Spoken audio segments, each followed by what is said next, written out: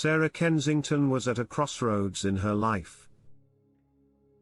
She had once been a vibrant, independent woman with dreams and aspirations. But a series of unfortunate events left her struggling to make ends meet, drowning in medical bills, and feeling utterly helpless. Desperation led her down a dark path, one she never thought she would tread.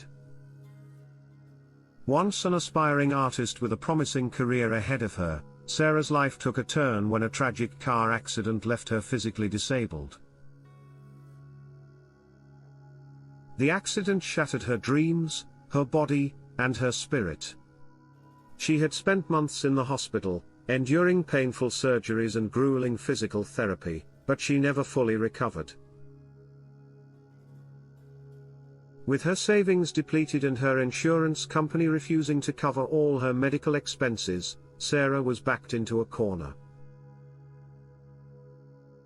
The mounting bills were suffocating her, and she saw no way out. One sleepless night, as Sarah was lying in her dimly lit apartment, she stumbled upon an idea that seemed like a lifeline. She had heard of crowdfunding platforms like GoFundMe that helped people raise money for medical expenses and other urgent needs. Sarah wondered if she could use this platform to alleviate her financial burden. But she knew she had to make her case as compelling as possible. She began researching successful GoFundMe campaigns and was struck by the stories of people who had overcome seemingly insurmountable odds. The idea of faking an accident crossed her mind, but she dismissed it as morally wrong. However, as her financial situation worsened and desperation gnawed at her, the idea started to take root. Sarah couldn't ignore the idea any longer. She rationalized her decision by convincing herself that she had no other choice. She created a detailed plan to fake an accident and launched her campaign under the pseudonym Rebecca Thompson. She fabricated a story about a hit-and-run accident that left her with severe injuries, including a broken spine, shattered limbs, and mounting medical bills.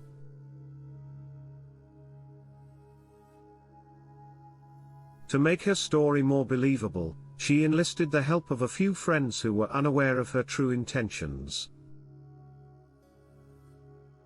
They played the roles of supportive family members and friends in the campaign photos and updates. She even forged medical records to substantiate her story. Sarah's campaign, Rebecca's Road to Recovery, gained momentum quickly. The heartbreaking story and compelling photos garnered attention, and soon, donations began pouring in. The kindness of strangers touched Sarah, but it was also tainted with guilt. She spent her days maintaining the illusion of a paralyzed woman, confining herself to a wheelchair and making regular social media updates about her progress. The lies weighed heavily on her conscience, but the relief from her financial troubles was too tempting to resist.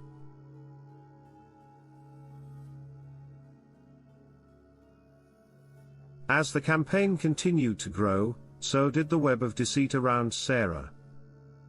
She fabricated interactions with her doctors and therapists through fake emails and messages. The guilt gnawed at her, but she reminded herself that this was the only way out of her dire financial situation. Sarah watched as the donations poured in, each one bringing her closer to her goal. She realized that the more she received, the more she'd need to maintain the charade. The lie was growing beyond her control. One evening, while Sarah was scrolling through the campaign's comments, she noticed a message from a woman named Laura. Laura claimed to be a nurse who had experienced a similar accident and offered her support and advice. Intrigued, Sarah responded, and their virtual friendship blossomed.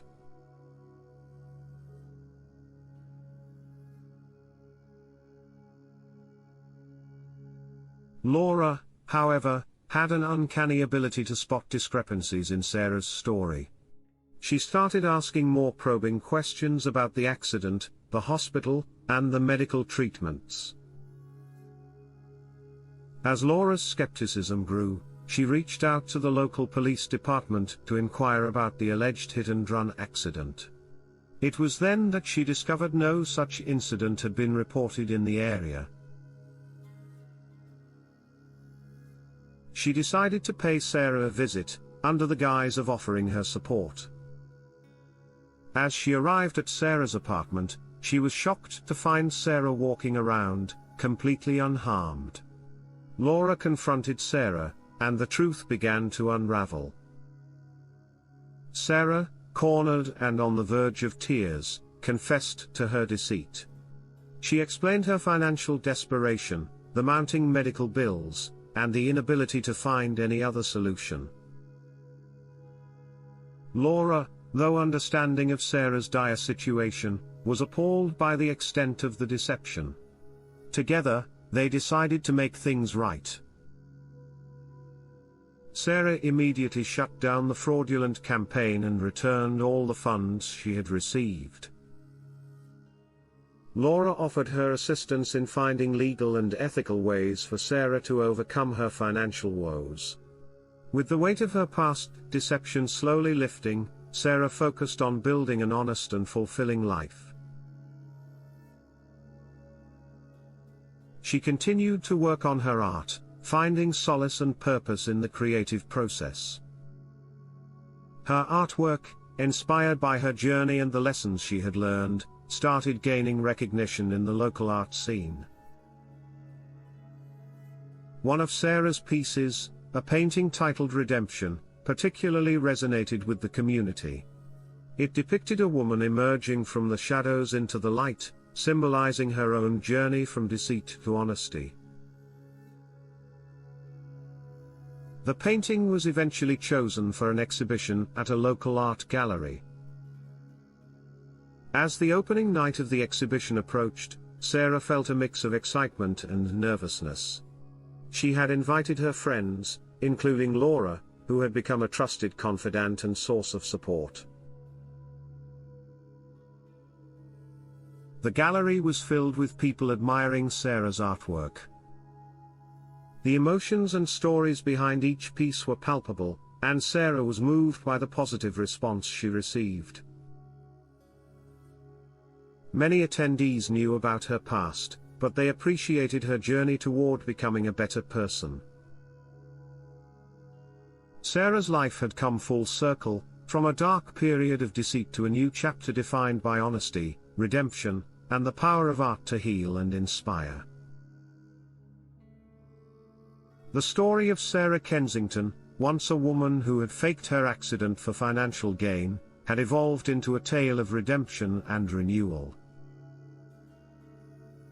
It served as a reminder that, even in the darkest of times, there was always the possibility of finding light, forgiveness, and a second chance to make things right.